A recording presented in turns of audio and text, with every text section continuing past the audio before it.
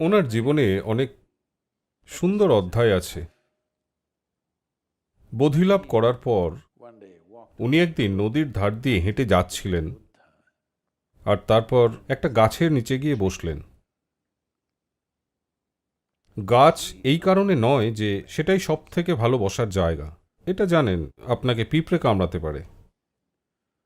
কিন্তু সেই সময় স্থাবর সম্পত্তি বলতে গাছ, এত বাড়ি বাড়ি আর বাড়ি ছিল না চারিদিকে। তাই গাছের নিচেটা বসার জন্য বেশ সুন্দর মনোরম জায়গা ছিল। গনগনে রোদে বসার চেয়ে গাছের তলায় বসা ভালো। একজন জ্যোতিষী, যিনি নিজের পেশায় অত্যন্ত দক্ষ ছিলেন, ওনার পায়ের চিহ্ন দেখতে পেলেন নদীর তীর ধরে আসার সময়। তো এক সময় ভারতবর্ষে এটা এরকম ছিল যে স্নান করতে যাওয়া মানেই নদীতে যাওয়া। সেসব নদী এখন হারিয়ে যাচ্ছে, সেটা নিয়ে পরে বলবো। স্নান মানেই সবসময় নদীতে যাওয়া। তা তিনি নদীতে স্নান করতে এলেন, আর তখন পায়ের চিহ্ন দেখতে পেলেন। একটা সম্পূর্ণ বিজ্ঞান বা বলা যায় পর্যবেক্ষণ আছে, যা দিয়ে কোনো ব্যক্তির পা দেখে একজন ভবিষ্যৎবাণী করতে পারেন যে সে ঠিক কি করবে।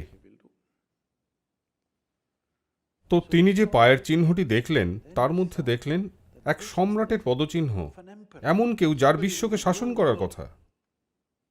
তিনি তখন অবাক হয়ে গেলেন যে এমন একজন ব্যক্তি এই প্রত্যন্ত জঙ্গলে কেন আসবেন। তিনি সেই পদচিহ্নকে অনুসরণ করলেন কোনো সম্রাটকে দেখার আশায়।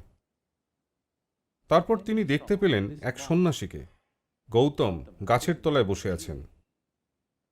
উনি সেটা দেখলেন আর ভাবতে লাগলেন যে হয় আমার জ্যোতিষশাস্ত্র সম্পূর্ণ ভুল হয়েছে, বা আমাকে বোকা বানানো হচ্ছে, নাকি আমি কোনো বিভ্রমের মধ্যে আছি, কি হচ্ছে এখানে। তিনি গৌতমের কাছে গিয়ে জিজ্ঞেস করলেন, কে আপনি? তো গৌতম তখন এমন এক অবস্থায়, এই জসজিতের মতো অবস্থায় ছিলেন। তিনি উত্তর দিলেন, আমি কেউ না, আমি একেবারেই কেউ না। কিন্তু আপনার পা তো সম্রাটের মতো, You should conquer the world. আপনার বিশ্ব জয় করা উচিত। গৌতম বললেন, সে আমি করব, কিন্তু অধিকার করে নয়। দেখুন, দুভাবে আপনি বিশ্বকে জয় করতে পারেন, হয় দখল করে, না হলে নিজের মধ্যে গ্রহণ করে। হ্যাঁ, আমি আপনাকে পেতে পারি হয় বন্দি করে, বেঁধে রেখে, আমি যা চাই সেটা করতে বাধ্য করে, অথবা আপনাকে আমার সত্তার অংশ করে নিয়ে, তাই তো? দুভাবেই কোনো জিনিস বা কোনো ব্যক্তি আপনার হয়ে যায়, তাই না? কিন্তু যদি দখল করে জয় করতে চান, সেটা সবসময় ঘাড়ের যন্ত্রণার মতো হয়ে থাকবে। যদি আপন করে নেন, সেটা হবে জীবনের এক অসাধারণ উত্তরণ। তিনি বললেন, আমি পৃথিবীর সম্রাট। জ্যোতিষী বললেন, আপনি তো সন্ন্যাসী, আপনার কিছুই নেই। আমার নিজস্ব কিছু নেই, এবং আমি নিজে কেউ নই, আর সেই কারণেই সবকিছুই আমার। এমনকি গণিতজ্ঞরাও আপনাকে শেখানোর চেষ্টা করছেন যে শূন্য আর অসীম হল এক এবং অভিন্ন। সুতরাং আপনি নো থিং বা কিছু না হয়ে গেলেন মানে এই নয় যে আপনি কোনো কাজের নয়। আপনি কিছু না মানে আপনি তখন সর্বব্যাপী হয়ে গেছেন, তাই না? আপনি কিছু একটা হওয়ার মানে আপনি শুধু সেটাই হতে পারেন। আপনি যদি কিছু না হন, তাহলে যেমন খুশি হতে পারেন। জীবনও এভাবেই তৈরি। যদি আপনার সাড়া দেওয়ার ক্ষমতাকে কমিয়ে না ফেলেন, আপনার সেই মুহূর্তে যেটা ইচ্ছা আপনি সেটাই হতে পারেন, তাই না? তাই গৌতম বললেন, আমি তো এমনিই বিশ্বের সম্রাট, যদি এই শব্দটাই আপনার ভালো লাগে। কিন্তু আমি আসলে কেউ না, কারণ যাই হোক সবকিছুই তো আমার। যদি আপনি ভাবেন যে আমি সবকিছুর জন্য দায়ী, তাহলে সবকিছুই আপনার, তাই না? কেউ কিভাবে আপনার হয়? আপনি তাদের মালিক বলে, না তাদের দায়িত্ব নেন বলে? যেহেতু আপনি তাদের দায়িত্ব নেন, তারা আপনার হয়ে যায়, তা না হলে নয়, তাই না? যদি জোর করে তাদের দখল করেন, তারা কখনোই আপনার হবে না, হ্যাঁ কি না? কাউকে যদি জোর করে দখল করেন, তারা কি কখনো আপনার হবে? তারা কোনোদিনই আপনার হবে না। তো এই জ্যোতিষী বসে পড়লেন। তিনি বললেন, আপনি একজন সন্ন্যাসী, আপনার কিছুই নেই, তার ওপর বলছেন আপনি জসজিতের মতো, ওহ মাফ করবেন, তার উপর আপনি বলছেন আপনি কেউ না, আবার সবকিছুই আপনার। এটা কি? গৌতম বললেন, আপনি আসুন, আপনার জন্য আমার একটা উপায় আছে।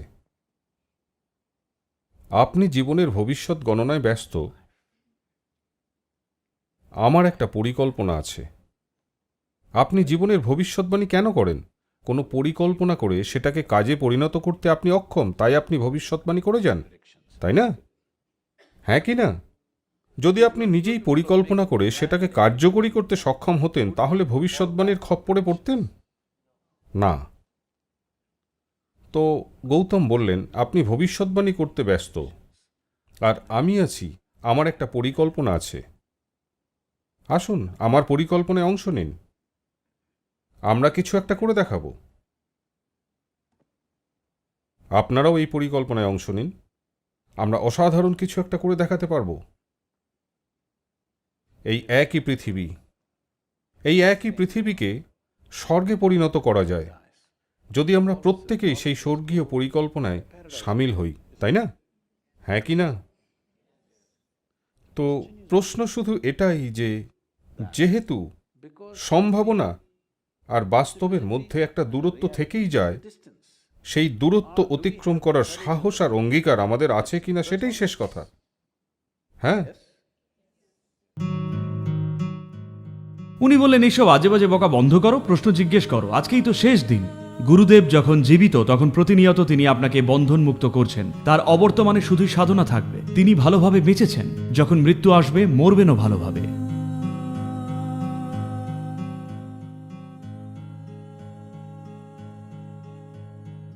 নমস্কার সদ্গুরু, মৃত্যুকে আমরা এত ভয় পাই কেন? দেখুন, এই মুহূর্তে এত যে ভয় লাগছে তার কারণ আপনার জীবনের সারাংশ শুধুমাত্র আপনার জামা কাপড়, গয়নাগাটি, পড়াশুনো, চারপাশে যে মানুষদের জড়ো করেছেন, শুধু এই নিয়েই আপনার জীবন। এই সব কিছুই আপনার থেকে যে কোনো মুহূর্তেই কেড়ে নেওয়া সম্ভব, তাই না? এই জিনিসগুলোই আপনাকে আত্মবিশ্বাস দিচ্ছে, ঠিক? সেই সামান্য পড়াশুনো, আপনার জামাকাপড়, গয়নাগাটি, ব্যাংক ব্যালেন্স, আশেপাশের কিছু মানুষ, এই সব কিছুই আপনাকে একটা দৃঢ় অনুভূতি দিচ্ছে যে আপনি বেঁচে আছেন। এটা বেঁচে থাকা নয়, এটা জোড়াতাপ্পির কাজ। তো এইরকম ভঙ্গুর ইট দিয়ে যদি বাড়ি বানান, স্বাভাবিকভাবেই এটার ভেঙে পড়ার ভয় আপনি চিন্তিত থাকবেনই। এখন এই স্তম্ভটা পাথর দিয়ে না বানিয়ে যদি গাছের ডাল বসাই, তখন তো অবশ্যই সবসময় চিন্তিত থাকব কখন আমার মাথায় ভেঙে পড়বে, তাই নয় কি? আপনার দুশ্চিন্তা এটাই, ভয় এটাই, কারণ আপনি নিজের জীবনটা ডালপালা দিয়ে বানাচ্ছেন। শক্ত দৃঢ় কিছু দিয়ে নয়, বাস্তব দিয়ে নয়, বানাচ্ছেন কল্পনা দিয়ে। সবসময় ভয়ে বাঁচবেন, অন্য কিছুই সম্ভব নয়। সম্ভবই নয় যদি এমন বাড়িতে থাকেন যা পাটকাঠির ওপর দাঁড়িয়ে, সেক্ষেত্রে বাড়িটা মাথায় ভেঙে পড়ার ভয় থাকে, খুবই স্বাভাবিক, তাই না? আপনার সাথেও সেটাই হয়েছে। সময় এসেছে আরও বাস্তব দৃঢ় কিছু গড়ুন, নিজের জীবনে আনুন।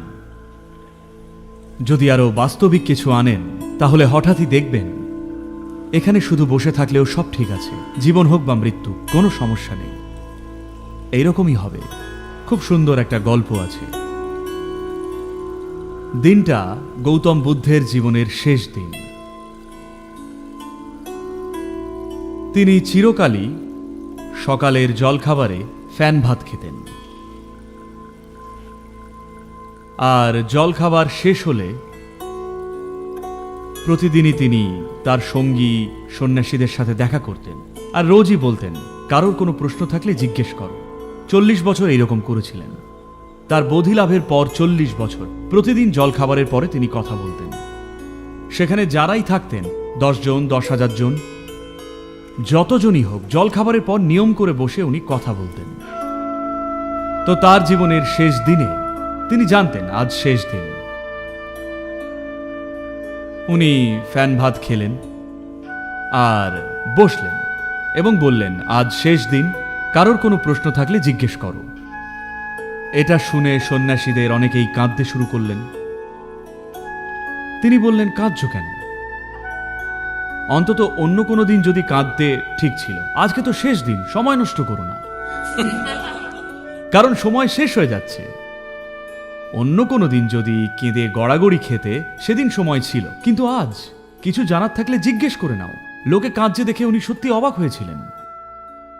কিন্তু গুরুদেব, আমরা এতদিন আপনার সাথে ছিলাম, আজকে ছেড়ে যাচ্ছেন, এই বলে তারা কাঁদছেন, কেউই প্রশ্ন করছেন না।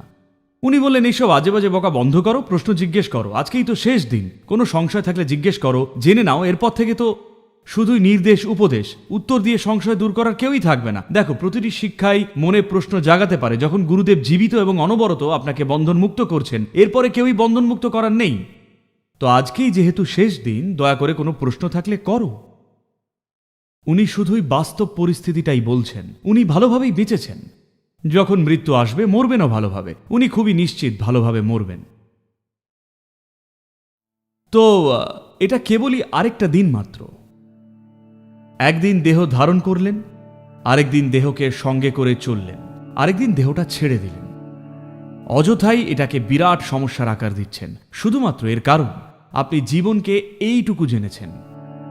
গৌতম, যিনি হলেন বুদ্ধ, তার শিষ্যদের এক বড় দলের সাথে অবিরাম ভ্রমণ করতেন। তিনি একটি নিয়ম বানিয়েছিলেন যে বর্ষার মরশুমের ওই 2-2.5 মাস একই জায়গায় থাকা যাবে। সাধারণত নিয়ম এটাই ছিল যে সন্ন্যাসী বা ভিক্ষুকরা তারা কোনো এক জায়গায় 2 দিনের বেশি থাকবেন না। সাধারণত সন্ন্যাসীরা বিভিন্ন বাড়িতে আশ্রয় নিতেন। তাই তিনি এই নিয়মটি বানিয়েছিলেন যে 2 রাতের বেশি এক বাড়িতে থাকা যাবে না, কারণ সেটা গৃহকর্তার ওপর বোঝা হয়ে উঠবে। যেখানে 10 জনকে আশ্রয় দেওয়া হয়েছে, সেখানে অবশ্যই 1 মাস থাকা উচিত নয়। 2 দিন হওয়া উচিত ছিল 1 দিন, কিন্তু 2 দিন ঠিক আছে, কারণ অনেক রাস্তা হেঁটে আসা হয়েছে, ক্লান্তি দূর করতে একটু সময় লাগবে। কিন্তু বর্ষার সময় নিয়ম করেছিলেন 2 থেকে 2.5 মাস এক জায়গাতেই থাকা যাবে, কারণ জঙ্গলের পথ চলা সেই অঞ্চলে বর্ষার সময় সেটা খুবই বিপজ্জনক। অনেকেই তাদের প্রাণ হারাতেন। তো সেরমই এক বর্ষার সময় তারা এক বড় শহরে থাকছিলেন এবং ছড়িয়ে ছিটিয়ে নানা বাড়িতে আশ্রয় নিয়েছিলেন। ভিক্ষুরা বেরিয়েছিলেন তাদের ভিক্ষা জোগাড় করতে লোকজনের থেকে। আনন্দ বা আনন্দ তীর্থ বলে তাকে ডাকা হতো। সন্ন্যাস গ্রহণের আগে তিনি ছিলেন গৌতমের বড় ভাই। শহরে থাকতেন এক গণিকা বা বেশ্যা। তার কাছে আনন্দ পৌঁছলেন। তিনি তার ভিক্ষার ঝুলিতে দান দিয়ে তাকিয়ে দেখলেন সুদর্শন, দীর্ঘকায় এবং ঋজু এক সুপুরুষ। তিনি বললেন, আমি শুনলাম সন্ন্যাসীরা আশ্রয় খুঁজছেন নানা বাড়িতে, তাহলে আপনি আমার বাড়িতে এসে থাকছেন না কেন? আনন্দ বললেন, আমার কোনো অসুবিধে নেই, কিন্তু আমায় বুদ্ধকে জিজ্ঞেস করতে হবে আমার কোথায় থাকা উচিত। তখন সেই বেশ্যা অত্যন্ত বিদ্রূপের সঙ্গে বললেন, ও, তুমি তোমার গুরুকে জিজ্ঞেস করতে চাও? চাও, জিজ্ঞেস করো, দেখি উনি কি বলেন। তো আনন্দ সারাদিন ধরে যা সংগ্রহ করেছিলেন তা নিয়ে এসে বুদ্ধর চরণের সামনে রাখলেন। যেখানে যেখানেই তারা যেতেন, তাদের দায়িত্ব ছিল খাদ্য সংগ্রহ করা এবং আশ্রয় খুঁজে বের করা। আনন্দ বললেন, এরকম এক মহিলা আমায় আমন্ত্রণ জানিয়েছেন, আমি কি সেখানে থাকতে পারি? বুদ্ধ বললেন, সে যদি এতই স্নেহের সঙ্গে তোমায় আমন্ত্রণ করে থাকেন, তাহলে তোমার অবশ্যই গিয়ে থাকা উচিত। শহরের লোকজন যারা বসেছিলেন বললেন, কি, একজন সন্ন্যাসী এক বেশ্যার সাথে গিয়ে থাকবেন? তাহলেই হয়েছে।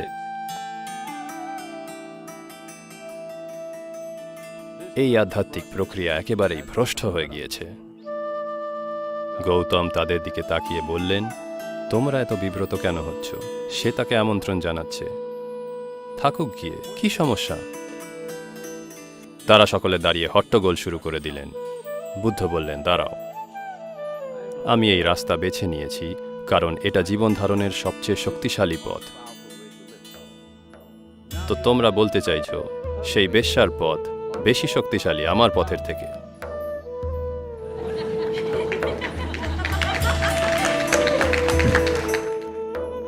সেটা যদি সত্যি হয়, আমিও গিয়ে থাকবো তার সাথে।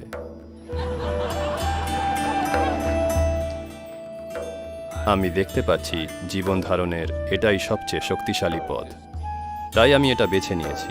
তোমরা যদি মনে করো তার পথ আমার পথের চেয়ে সেরা, আমিও তার পথ অবলম্বন করব, কারণ প্রকৃত সত্যান্বেষী হলে এমনটাই হওয়া উচিত। আপনি যদি আরও শ্রেষ্ঠ কিছু খুঁজে পান তাহলে অবশ্যই তা অন্বেষণ করা উচিত। তো লোকে প্রচুর হট্টগোল করলেন, অনেকে উঠে চলে গেলেন। তো আনন্দ গিয়ে সেই বেশ্যার সঙ্গে থাকতে শুরু করলেন। বর্ষার সময় বৃষ্টির জন্য ঠান্ডা হয়ে যায়। আনন্দ একটি পাতলা উত্তরীয় পরে রয়েছেন। তিনি তাকে এক সুন্দর রেশমের চাদর দিলেন। সেটা আনন্দ নিজের গায়ে জড়িয়ে নিলেন। সেটা দেখে লোকে আবার বললেন, ওর হয়ে গেছে।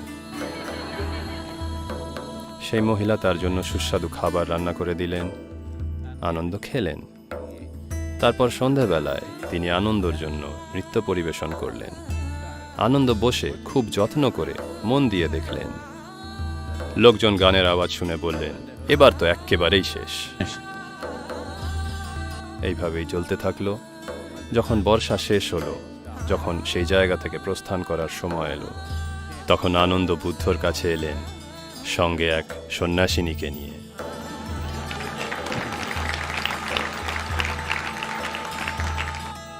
তো সত্যের পথে চলার ক্ষমতা সবসময় ছিল, আর নানা সময় তার সর্বোচ্চ শিখরে ঠেকেছে, কিন্তু কখনো জীবনের মূল স্রোতে আসেনি। আমি আজ দেখতে পাচ্ছি আমাদের যোগাযোগ ব্যবস্থার উন্নতির ফলে, প্রযুক্তির এরূপ উন্নতির ফলে মানুষের স্বাভাবিক স্পৃহা, মানুষের সহজাত বাসনা To find truth. হলো সত্যকে উপলব্ধি করা। এটা কোনো শিখিয়ে দেওয়া জিনিস নয়। মানুষকে শিখিয়ে দেওয়া কোনো ব্যাপার এটা নয় যে সত্যের সন্ধান করতে হবে। মানুষের বুদ্ধিমত্তার প্রকৃত স্বভাব এটা যে সে সর্বশ্রেষ্ঠটাকেই চায়। আপনাকে যদি বিকল্প দেওয়া হয়, যে কোনো মানুষকে বিকল্প দেওয়া হয়, আপনি এখানে থাকতে চান না ওখানে, তিনি সবসময় বলবেন আমি ওখানে থাকতে চাই। হয়তো এই মুহূর্তে এখানে আটকা পড়ে রয়েছেন, কিন্তু আকাঙ্ক্ষা সবসময় সেইখানে পৌঁছনোর যেটা সর্বোচ্চ। ব্যাপার কেবল এটাই যে মানুষকে দেখাতে হবে যে মদ্যপানের চেয়ে উচ্চতর আনন্দের জায়গা রয়েছে, মাদকদ্রব্য সেবনের আনন্দের থেকে উচ্চতর আনন্দের জায়গা রয়েছে, উচ্চতর আনন্দের জায়গা রয়েছে এই সমাজের নাটকের আনন্দর থেকে, পাশের মানুষটির থেকে ভালো হওয়ার আনন্দর চেয়ে উচ্চতর আনন্দের জায়গা রয়েছে। এটা তাকে দেখাতে হবে যে এর থেকে উচ্চতর আনন্দ রয়েছে। চিরকাল ধরে অনেক ঋষি, মুনি, যোগী, গুরুরা এই কাজ করে এসেছেন, কিন্তু যেটা বলছিলাম তারা শান্ত স্বভাবের মানুষ ছিলেন। আমার মতন কণ্ঠস্বর তাদের ছিল না।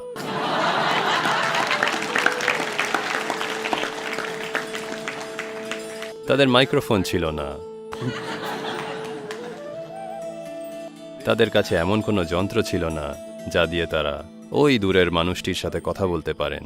কেবল সামনের এই কয়েকটি মানুষের সাথেই কথা বলতে পেরেছিলেন। তা সত্ত্বেও অসম্ভব কার্য সাধন করেছিলেন তারা।